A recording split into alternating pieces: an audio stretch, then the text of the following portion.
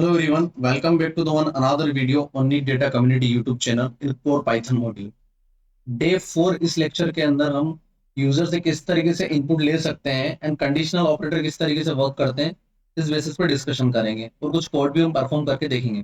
पिछली वीडियो का हम क्विक रिवीजन करते हैं कि पिछली वीडियो के अंदर हमने क्या क्या कॉन्सेप्ट को कवर करा। बेसिकली पिछली वीडियो के अंदर हमने कुछ ऑपरेटर्स को कवर करा था पाइथन के, जिसमें था arithmetical operator, logical operator, comparison operator, assignment operator and membership operator.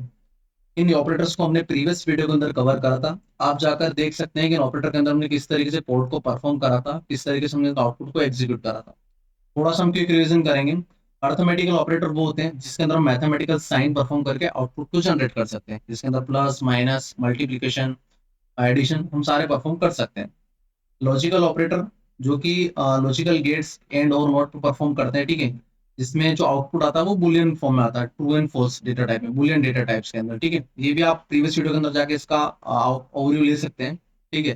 Then उसके बाद हमने कंपैरिजन ऑपरेटर को करा था जो कि वेरिएबल्स को कंपेयर करता है, greater than, less than, equal to, not equal to. उसके बाद हमने कवर करा था असाइनमेंट ऑपरेटर, जहां पर हम असाइन करते हैं वैल्यू किसी वेरिएबल की दूसरे के अंदर, ठीक है। एंड उसके बाद हमने कवर करा था मेंबरशिप ऑपरेटर, जिसके अंदर in and not in particular operator को परफॉर्म करा था। लास्ट हमने ऑपरेटर करा था बिटवाइज ऑपरेटर, जिसके अंदर एक्सओर, एंड और तीनों को अच्छे से ब्रीफ में डिस्क्राइब करा था। तो प्रीवियस वीडियो में जाकर आप इसका पूरा प्रैक्टिकल नॉलेज गेन कर सकते हैं विद कोड प्रैक्टिस के साथ, ठीक है।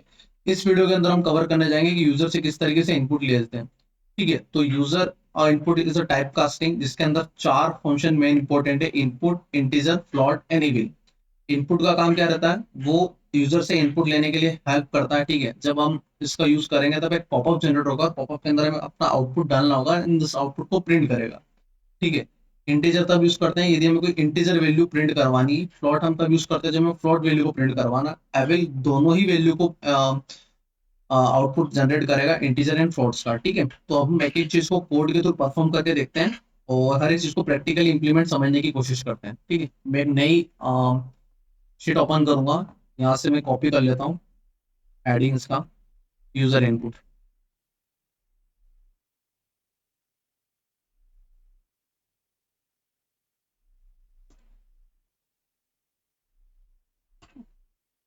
कोड सेक्शन में जाके मैं उसको हेडिंग में कन्वर्ट कर दूंगा, तो ऑटोमेटिकली हेडिंग में कन्वर्ट हो जाएगा, ठीक है। अब मैं एक न्यू सेल सिलेक्ट करूंगा प्लस आइकन की हेल्प से।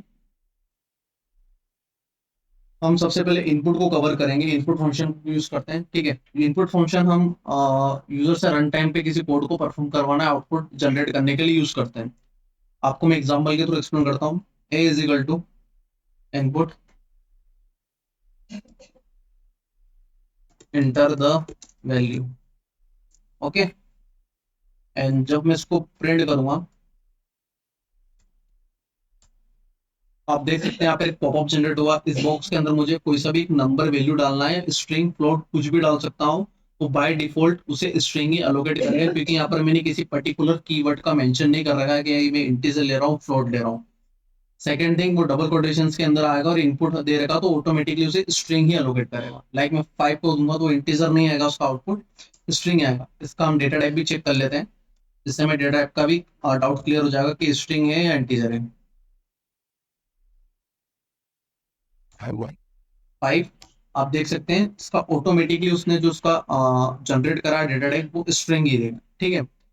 अब हम ये हमने इनपुट लेके दिखाया था। अब मैं एक और आपको एग्जांपल दिखाता हूँ, जिससे आपको थोड़ा और डाउट आपके क्लियर हो जाएंगे। मैं कोड को कॉपी कर लेता हूँ, टाइम को थोड़ा सा सेव करके, एंड बी नाम का भी आउटपुट लेता हूँ, सेम कर लेता हूँ, यहाँ पर मैं बी डाल देता हूँ, ठीक है। एंड मैं सिलेक्ट कर लिया हूँ जिससे आपको थोड़ा सा विजिबल हो जाएगा स्क्रीन। एंड बी जब मैं इसको प्रिंट करूंगा, आप मुझे बता सकते हैं इसका आउटपुट क्या आएगा, ठीक है। एक बार मैं उसको रन करता हूँ। मैंने यहाँ पर 5 डाला, देन फिर मैंने यहाँ पर अगेन एक वैल्यू 10 डाली, ठीक है। आप मुझे बता सकते हैं इसका एडिशन क्या आएगा। पहले वो दिमाग में क्लिक होगा कि इसका एडिशन 1515 आएगा, बट इसका एडिशन 105 आएगा, क्योंकि यहाँ पर 510, क्योंकि हमने फर्स्ट आउटपुट 5 दिया था एंड सेकंड आउटपुट हमने 10 दिया था। क्योंकि यहाँ पर इनपुट है वो स्ट्रिंग अलोकेट कर रहा है, स्ट्रिंग को वो कॉन्केनेट कर रहा है, नहीं उसका एडिशन कर रहा है। वहां पर स्ट्रिंग को वो जोड़ रहा है, दोनों स्ट्रिंग को, ठीक है। जोड़ने के अंदर से हम कॉन्करेंट कर रहा है उसको एक दूसरे को साथ में ले रहा है। 510 वो 5 एंड प्लस 10 का एडिशन सेपरेट सेपरेट नहीं कर रहा। जब इसे हमें एडिशन करवाने के लिए हमें दूसरा कॉन्सेप्ट यूज करना होगा, जहां पर हम इंटीजर का यूज करेंगे, टाइप कास्टिंग की करूंगा। सेम मैं इसको कॉपी करूंगा दोनों कोड को एंड इसको पेस्ट कर दूंगा। यहाँ पर जो इनपुट है, ठीक है, इसको मैं इंटीजर में कन्वर्ट करता हूँ। ठीक है, फर्स्ट में इसको इंटीजर एंड देन फिर मैं इसको डालूंगा इनपुट, क्योंकि मुझे इंटीजर इनपुट के इनपुट भी चाहिए मुझे इंटीजर फॉर्मेट में।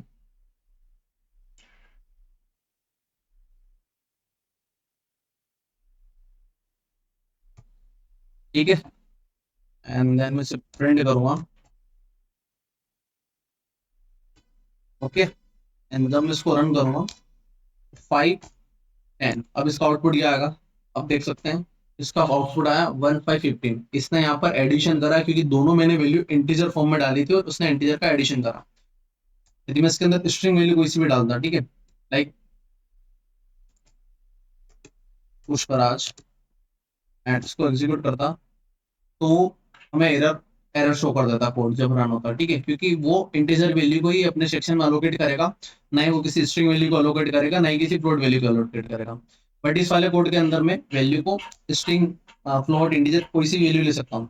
यहाँ पर मैं अपना नाम भी प्रिंट करवा सकता हूँ, नाम को भी करेगा। ठीक है, यहाँ पर मैं फ्लोट वैल्यू भी डालूंगा, उसको ऑटोमेटिकली स्ट्रिंग एलोकेट करेगा।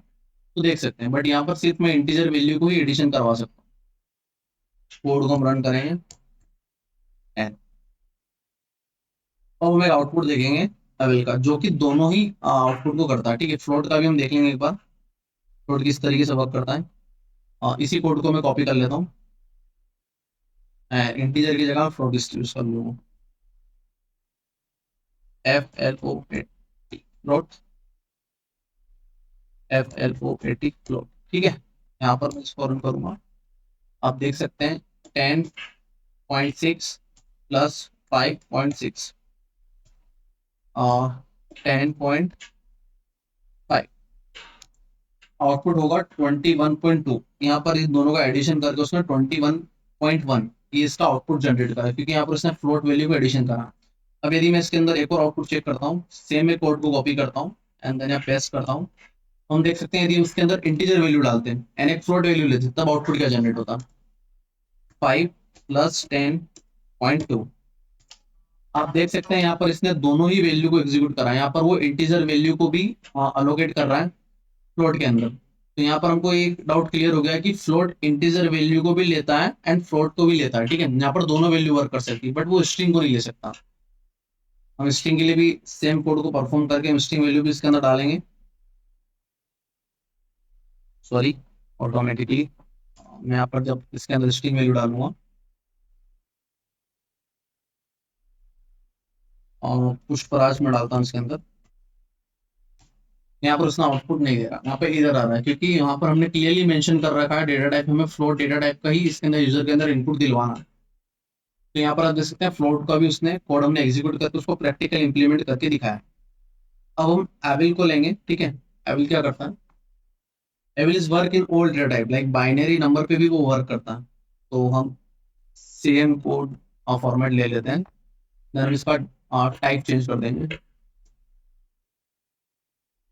आप इसको डेटा टाइप भी इसका जाके चेक कर सकते हैं, टाइप जो भी पर्टिकुलर वैल्यू उससे आपको कॉन्सेप्ट भी क्लियर हो जाएगा, डेटा टाइप कौन कौन सा मैंने इसके अंदर ले रखा है।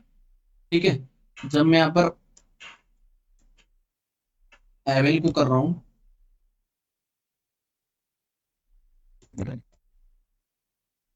प्लस, अब यहाँ पर 10.10.2 25.5। ठीक है, इसने इंटीजर फ्लोट दोनों वैल्यू को ले लिया। इसके अंदर मैं 10 प्लस 10 यहाँ पर आउटपुट ही मैंने गलत डाला था, क्योंकि मैंने एडिशन करवाते थे, पर्टिकुलर स्पेस सिंबल होता नहीं, 10 इंटर 10। आप देख सकते हैं यहाँ पर उसने इंटीजर वैल्यू को भी लिया है, फ्लोट वैल्यू को भी ले रहा है and float plus integer value को भी कर रहा है, वो डेटा टाइप पे वर्क कर रहा है। अब देखते हैं इसके अंदर स्ट्रिंग पर्टिकुलर वैल्यू को एग्जीक्यूट करता है नहीं करता। सॉरी, मैं अपनी डेटा का नाम डालता हूँ, क्योंकि मैं डेटा से वो यहाँ पर स्ट्रिंग वैल्यू को अलोकेट ही नहीं कर रहा। एविल के अंदर सिर्फ फ्लोट या इंटीजर दोनों डेटा टाइप्स को वो कंसीडर करता है। ठीक है, बाकी वो स्ट्रिंग डेटा टाइप को कंसीडर नहीं करता। तो इस तरीके से हमने जो यूजर से किस तरीके से इनपुट लिया जाता है, ठीक है। चारों टाइप कास्टिंग को कवर करा है, integer, float, string and able. अब सेकेंड वीडियो के अंदर हम कंडीशनल स्टेटमेंट को एग्जीक्यूट करेंगे। कंडीशनल स्टेटमेंट होते क्या, थोड़ा सा हम कंडीशनल स्टेटमेंट का डेफिनेशन को एग्जीक्यूट करेंगे एंड देन फिर उसको प्रैक्टिकली कोड के थ्रू इंप्लीमेंट करके देखेंगे। तो आप देख सकते हैं कि हमने ये सारे एग्जाम्पल को कवर करा था। Conditional statement is the help to detect decide whether you execute the certain code of block और नॉट, ठीक है। कंडीशनल स्टेटमेंट हमें हेल्प करता है कौन सा कोड ऑफ सर्टेन कोड हमें एग्जीक्यूट करना है नहीं करना, ठीक है। इसमें three main types of conditional statement होते हैं, if statement, if and else statement and if and elif statement, ठीक है। हम इस इफ स्टेटमेंट को एग्जीक्यूट करते हैं। इफ स्टेटमेंट होता क्या, तो फिर हम डेफिनेशन पार्ट कवर करते हैं। if you are if you have to check from a single condition and you do not concern yourself about the alternate condition, ठीक है। मुझे सिर्फ सिंगल कंडीशन को एग्जीक्यूट करना है, अल्टरनेट कंडीशन को एग्जीक्यूट नहीं करना, सिर्फ सिंगल कंडीशन पे ही मेरे को आउटपुट को जानना हो। So you can use the if statement. हम वहां पर इफ स्टेटमेंट यूज करेंगे। If you want to check 10 is greater than 5, based on that you want to print statement, if you can use if statement। यदि मुझे सिर्फ इतना ही condition को जानना है कि 10 5 से बड़ा है या नहीं, ठीक है, तो मैं कंडीशन एग्जीक्यूट करूंगा। If 10 is greater than 5 please print yes, otherwise मुझे कोई कंडीशन उसके अंदर एग्जीक्यूट ही नहीं करवानी, इसलिए मैं इफ स्टेटमेंट का यूज करूंगा। एल्स स्टेटमेंट तब यूज करूंगा जब मुझे एक अल्टरनेट पीस ऑफ कोड को एग्जीक्यूट करवाना होगा, ठीक है। यदि मेरी पहले वाली कंडीशन यदि फॉल्स हो रही है, यदि 10 is greater than 5 यदि ट्रू हो गया, ये मुझे पता है, बट कोड के थ्रू मैंने कर रहा हूँ कि 5 is greater than 10, तो वो कंडीशन तो फॉल्स है, तो वहां पर कोई कोड एग्जीक्यूट नहीं होगा। देन मैं एल्स का यूज करूंगा, else then you will be print wrong, ठीक है। तो फर्स्ट वाली कंडीशन जब मेरी एग्जीक्यूट नहीं होगी तो सेकंड वाली कंडीशन को एग्जीक्यूट करेगा, तब हम एल्स का यूज करेंगे, ठीक है। तो अभी हम एग्जांपल के थ्रू समझाएंगे पर्टिकुलर कोड्स को। मैं यहाँ पर हेडिंग ले लेता हूँ, conditional statement, CONDITIONLSTATEMENTS, conditional statements, ठीक है। यहाँ पर मैं उसको हेडिंग में नोट कर दूंगा कोड सेक्शन में जाके, एंड मैं कुछ सेल सिलेक्ट कर लेता हूँ, सबको थोड़ा क्लियरली विजिबल रहेगा कोड, और हम प्रैक्टिस के लिए हमारे लिए सही रहे, ठीक है। तो हम इफ का एग्जांपल लेते हैं फर्स्ट एंड देन हम एल्स, हम इफ एंड एल्स का एग्जांपल साथ में लेके देखते हैं, ठीक है। फर्स्ट में इफ पे ले लेता हूँ, a is equal to 10 if a is greater than 5, then print true, okay. यहाँ देख रहे आप कंडीशन एग्जीक्यूट हो गई। जब मैं यहाँ पर कंडीशन को ट्रू हो गई, अब मैं इस कंडीशन को थोड़ा सा फॉल्स करता हूँ एंड तब हम देखते हैं कि क्या होता है। अब मैं यहाँ पर कंडीशन डाल रहा हूँ कि if a is less than 5, तो यहाँ पर वो कंडीशन कुछ एग्जीक्यूट ही नहीं कर रहा है, क्योंकि ये मैथमेटिकली ऐसा कुछ परफॉर्म हो ही नहीं सकता, 10 5 से छोटा है ही नहीं, तो कोड ऑटोमेटिकली कुछ एग्जीक्यूट ही नहीं कर रहा। बट जब मैं इसके अंदर एल्स डाल दूंगा, ठीक है, देन प्रिंट, आप देख रहे हैं यहाँ पर प्रिंट रॉन्ग एग्जीक्यूट हो रहा है, क्योंकि उसने फर्स्ट कंडीशन को एग्जीक्यूट करा।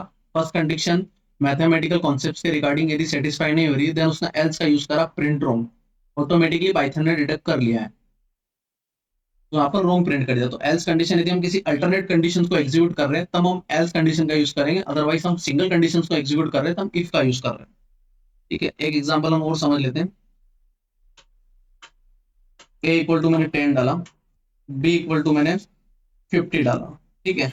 एंड देन मैं कर रहा हूँ if a is greater then 5, okay, a is greater then 15, जो कि गलत है, ठीक है। तो मैं यहाँ पर प्रिंट कर सकता हूँ इट्स रॉन्ग, ठीक है। यदि a 50 से बड़ा है, ऐसा तो हो नहीं सकता क्योंकि a, it's correct, it's wrong.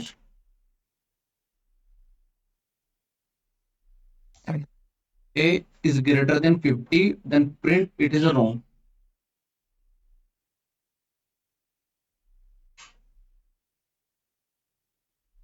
यहाँ पर मैं 50 की जगह b डाल दूँ, क्योंकि b की वैल्यू पता है, मैं 50 ही है। देखते हैं, इसको एग्जीक्यूट नहीं हो रहा, ठीक है। सो यहाँ पर जब मैं एल्स करूंगा एंड सेम कंडीशन को प्रिंट करवा दूंगा,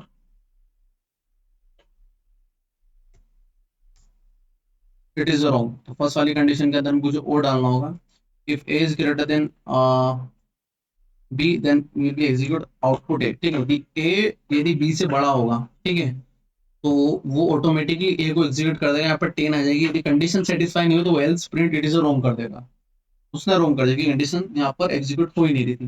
तो यहाँ पर हमने कंडीशनल में इफ एंड एल्स का कॉन्सेप्ट क्लियर कर लिया, ठीक है। अब हम चलेंगे एलिफ पे, ठीक है। एलिफ किस तरीके से वर्क करता है, एक हम एग्जांपल थोड़ा सा यूजर से किस तरीके से इनपुट लेके हम इफ एंड एल्स को यूज कर सकते हैं, वो वाला एग्जांपल भी हम देख सकते हैं, ठीक है। मैं a is equal to integer input enter the value and if a is divided by 2 and the remainder will be 0, then print a is an even number, ठीक है। इवन एंड ऑड का कोड मैं perform करके दिखा रहा हूँ। then else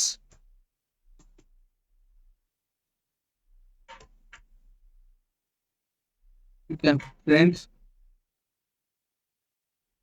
odd number, odd number, okay. इसको run करता हूँ। 55 odd नंबर, 2 से डिवाइडेबल है, 2 even number, 4 even number, 5 odd number, ठीक है। तो यहाँ पर इवन एंड ओड का मैंने कोड परफॉर्म करा पाइथन के अंदर, किस तरीके से कंडीशनल स्टेटमेंट को यूज कर कर एंड यूजर से किस तरीके से इनपुट लेकर हम उसको इंप्लीमेंट कर सकते हैं। अब हम एलिफ का यूज करेंगे। एलिफ किसको कहा जाता है, तो हम थोड़ा सा एलिफ का डेफिनेशन एग्जीक्यूट करके समझ लेते हैं कि एलिफ स्टेटमेंट कहाँ यूज होता है। Elif statement comes and when you have to evaluate multiple condition. Elif condition हम तो यूज करते हैं जब हमें मल्टीपल कंडीशन को एग्जीक्यूट करना चाहता है, ठीक है, 2 से ज्यादा, 1 से ज्यादा। For instance, in this following example, first we can check 5 is greater than 10, which evaluate false. Next, elif statement हम लगाएंगे and then करेंगे 8 is less, 8 is less than 4, which also return false. And then फिर हम code block execute करेंगे, last में else statement डालेंगे, ठीक है। तो जब हमारी दोनों कंडीशन फॉल्स हो रही है, ठीक है, फर्स्ट कंडीशन को हमने लिया if के साथ, देन हम elif ले रहे हैं, देन हम सेकंड कंडीशन ले रहे हैं, वो भी फॉल्स हो रही है, देन हम else का यूज करके उसको प्रॉपर्ली जनरेट कर सकते हैं, ठीक है। मैं कोड कॉपी करूंगा आपके सामने एंड देन उसको मैं परफॉर्म करके दिखाऊंगा, इसको एक्सप्लेन मैं आपको पूरा करूंगा। आप देख सकते हैं फर्स्ट कंडीशन थी 5 is greater then 10, print 5 is greater then 10। वो कंडीशन उसने एग्जीक्यूट करी नहीं क्योंकि वो स्टेटमेंट एक मैथमेटिकल फॉर्मेट में, मैथमेटिकल टर्म्स के अंदर वो एक ट्रू स्टेटमेंट है ही नहीं, ठीक है। देन हमने एलिफ लगाया, सेकंड कंडीशन को इंप्लीमेंट करा, यदि 8 यदि ग्रेटर देन लेस देन हुआ 4 से, ठीक है, तो वो कर देगा 8 इज स्मॉलर देन 4। वो आउटपुट भी पाइथन ने एग्जीक्यूट नहीं करा, बट एल्स के अंदर हमने जब प्रिंट करा 5 is not be greater than 10 and 8 is not smaller than 4, तो उसने एग्जीक्यूट करा। एल्स के अंदर में लास्ट में जो ट्रू कंडीशन है उसको एग्जीक्यूट करा। उसने फर्स्ट 2 कंडीशन को मैथमेटिकल फॉर्मेट में एग्जीक्यूट करा, थर्ड कंडीशन पे गया, यदि थर्ड कंडीशन भी उसके रिगार्डिंग नहीं होती तो आउटपुट समय देता ही नहीं, वो सेल कोड रन चलता ही नहीं, क्योंकि हमने प्रीवियस कोड के अंदर हमने देखा, वहां पर हमने कोड परफॉर्म करके देखा था, फॉल्स कंडीशन देखी, कोड एग्जीक्यूट होता ही नहीं है। तो इस तरीके से एल्स, एलिफ एंड इफ तीनों कंडीशन को हमने इंप्लीमेंट करके देख रखा है। एक एग्जांपल के थ्रू हमने समझ लिया, एंड अब हम एक एग्जांपल में आपको बताता हूँ how to build calculator in Python using if statement, okay.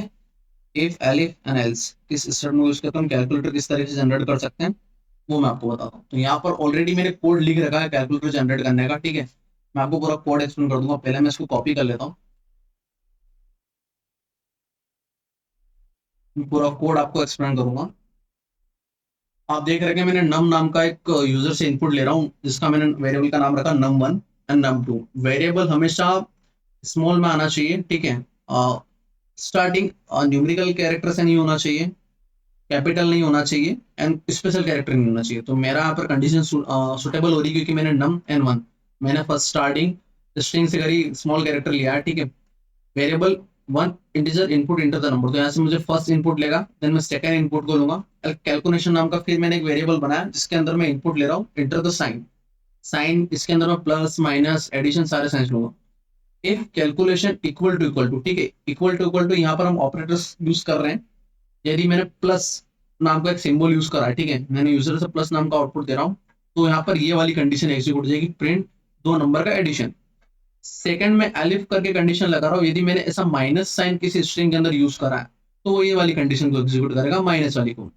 Third elif मैंने कंडीशन, यदि मैंने किसी स्ट्रिंग के अंदर कंडीशन में जब डाल रहा हूँ कैलकुलेशन के अंदर, स्ट्रिंग के अंदर यदि मैंने मल्टी स्टार यूज करा तो मल्टीप्लीकेशन करेगा। डिवाइड का साइन में किसी कैलकुलेशन नाम की वेरिएबल से यूजर इनपुट ले रहा हूँ और उस स्ट्रिंग के अंदर मैंने डिवाइड का साइन यूज करा तो डिवाइड करेगा। एंड देन यदि मैंने कोई सा भी साइन इसके अंदर यूज नहीं कर रखा है तो वो इनवैलिड साइन एल्स में प्रिंट कर देगा। मैं आपको कोड रन करके दिखाता हूँ। 5 एंटर 5, ओके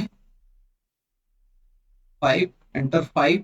अब जब मैं इसको एंटर करूंगा, आप देख रहे इंटर द साइन। अभी थी इंटर साइन के अंदर यदि प्लस साइन का यूज कर रहा हूँ, प्लस साइन के लिए हमारी कंडीशन कौन थी, जब मैं प्लस साइन यूज कर रहा हूँ तो दोनों का एडिशन कर देगा, ठीक है। तो आप देख रहे 10। सेकेंड में एक मल्टीप्लीकेशन वाला भी आपको परफॉर्म करके दिखाता हूँ। 5 स्टार सॉरी 5। अब वो हमें दूसरा एंटर द साइन, यदि मैंने यहाँ पर स्टार साइन लगाया, ठीक है, तो मल्टीप्लीकेशन को परफॉर्म करेगा। नम एंड 1 एंड नम 2 दोनों का मल्टीप्लाई होगा। तो मैं यहाँ पे स्टार लगा रहा हूँ, आप देख रहे हैं आपका आउटपुट 25 का। इस तरीके से मैंने पूरा कैलकुलेटर जनरेट कर रखा है इसके अंदर। यूजर से इनपुट किस तरीके से लेके if elif and else condition का यूज करके मैंने पूरा कैलकुलेटर यूज करा। इस वीडियो के अंदर आपको कुछ भी डाउट हो तो आप कमेंट सेक्शन में मुझे डाल सकते हैं, ठीक है। एंड यदि आपको इसकी कोड फाइल रिक्वायरमेंट चाहिए तो आप मुझे आपका मेल आईडी कमेंट बॉक्स में डालिए, मैं आपको मेल कर दूंगा। Thank you for watching this video and please don't subscribe this YouTube channel for regarding this core Python related video. Okay. Thank you everyone for watching this video.